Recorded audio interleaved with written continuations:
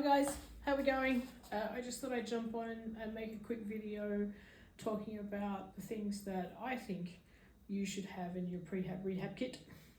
So I use the term prehab rehab because not just as normal average everyday human beings trying to survive in the world, but also as athletes or people who are performing in sport, you know, we're not just rehabbing from something, we're also prehabbing or developing strength and connection to our muscles for performance, not just recovering from performance or injury for that matter.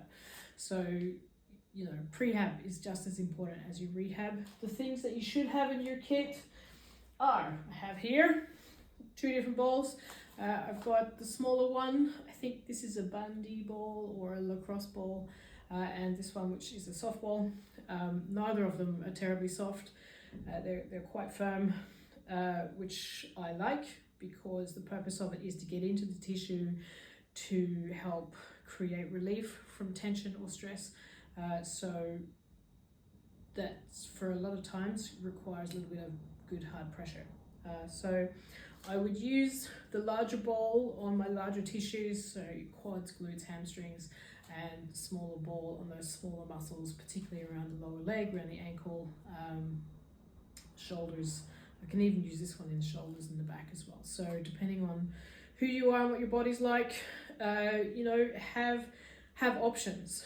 I notice a lot of people have the tennis balls, which is totally fine. I personally find tennis ball is not quite hard enough, okay, to really just sort of get in there and work through the tissues. So think about what you're doing when you're building your kit. I would always have these two. Another type of ball you can have is a golf ball, super hard but very small, so that's good for getting into those tight, smaller points as well, okay? The next thing I have in my kit, is a foam roller. This is my personal foam roller. I really love it. It's got a hard plastic center with foam knobbly bits on the outside. I'm not entirely sure these knobbly bits do very much.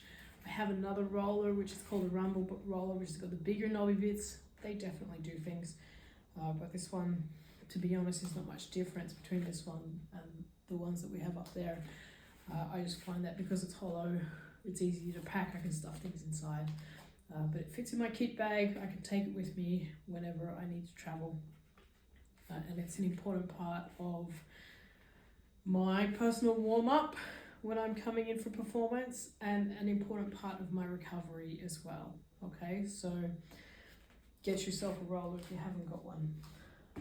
The next thing I have in my kit is a light band, okay? I take a big one because if I need to do like smaller exercises, I can just fold it in half or tie a knot in it.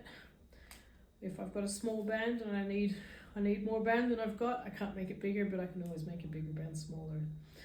But you definitely want a light band, because when we're doing you know, our prehab work or our warm-up work, all we need to do, or all we're looking at doing, is just activating those muscles and joints and areas that we need to work on. If you've got a prehab rehab regimen or program, you will be learning how to use those particular muscles and in a particular way, and putting too much pressure on them is not helpful. So just a light band to get that work doing its job so that you're ready for performance. And then after performance or after your activity, getting in there doing the same work just to help those muscles, you know, grease the groove, to help them, you know, do the thing that they're supposed to be doing. All right, so a light band, a light long one. All right, next thing is a massage gun. If you have the means, if you don't have one and you have the means to get one, I thoroughly recommend them. This is a little one, just fits in the bag. I can take it with me wherever I want to go. It's rechargeable.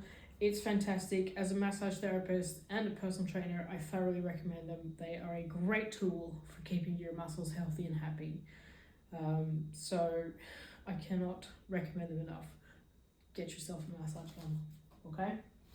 And then last thing on my little table here is kinesio tape or KT tape. This particularly if I'm carrying an injury, okay, creates a sensation or a feeling of support through the fascial tissues and through the connective tissues, which helps me recover. Okay, so firstly, if you do have an injury, make sure you learn how to do the taping properly to be helping with your rehabilitation from injury. If you're carrying a chronic injury or recovering from a serious injury, learn how to do the taping properly so as to help yourself recover from that injury as best as possible. Get in and use your KT tape for those purposes. If you're coming into contact sport event, then you should be also using the regular tape on your joints if that's the injury that you've got, because particularly in impact sport moments, you need that structural support rather than tissue support. Anyway, you know what I mean. So there's the two different types of taping. You've got to learn about them if you've got an injury, but definitely have some KT tape in your prehab rehab kit. That's all I've got to go through today.